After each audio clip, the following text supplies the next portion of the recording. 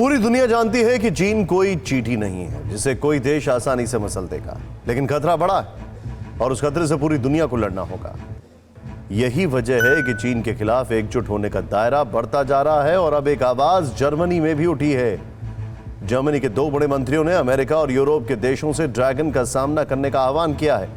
रक्षा मंत्री और विदेश मंत्री ने साफ कर दिया है कि चीन से बढ़ते खतरे को टालने के लिए आपसी मतभेदों को दूर कर हाथ मिलाना जरूरी हो गया है। सुपर पावर बनने की चीन की बेचैनी ने पूरी दुनिया को आगाह कर दिया है।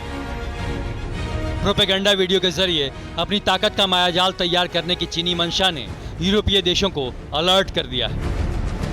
ड्रैगन के जंगी ड्रामे से पानी सिर के ऊपर पहुंचा तो सबसे पहले जर्मनी ने खतरे की घंटी बजा दी। नाटो की तर्ज पर एक संगठन बनाकर चीन पर नकेल कसने की अपील कर दी।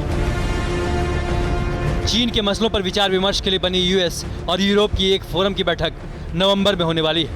इससे ठीक पहले जर्मनी की रक्षा मंत्री आनेग्रेट क्राम्प-कारेनबावर और विदेश मंत्री हेइको मास ने चीन की रणनीतियों को मात देने के अमेरिका और यूरोपीय देशों से नया फ्रंट बनाकर चीन पर काबू करने का आह्वान किया। यूरोपीय देशों की शिकायत है कि चीन विदेशी कंपनियों के लिए अपनी अर्थव्यवस्था को खोलने से कतरा रहा है। शिनजियांग और हांगकांग में मानवाधिकार के उल्लंघन के आरोपों की जांच से बचता रहा है। जर्मनी इन मसलों पर चीन का खुलकर विरोध करता रहा है, लेकिन 2016 में डोनाल्ड ट्रंप के सत्ता में आने के बाद से जर्मनी अमेरिका से नज़दीकियों से बचता रहा है। नाटो और यूरोपियन यूनियन के मसलों पर ट्रंप कई बार खुलकर जर्मनी की निंदा तक कर चुके हैं।